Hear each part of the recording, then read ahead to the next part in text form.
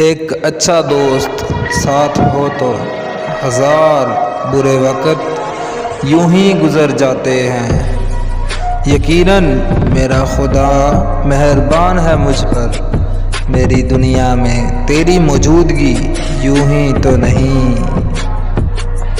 जिसको सुनाना चाहूँ वो तो सुनता ही नहीं, ज़माना खामखा कान लगाए बैठा है। अकेले रहना सीख लिया है मैंने, अब अचार डाल लो अपनी ईगो का। तो फिर क्या बहाना किया था उसने आपसे जुदाई का। और जब मैं खुद को खुश देखना चाहती हूँ तो अपने ख्यालात में तुम्हें लाती हूँ।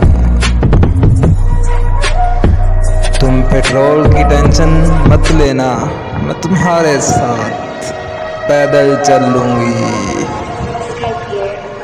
डांट लेना सरे महफिल में कोई बात नहीं, मगर अकेले में गले लगा के मनाया करना। कोई किसी के बगैर नहीं मरता मुर्शद, ऐ सब लंबियां लंबियां छट देने।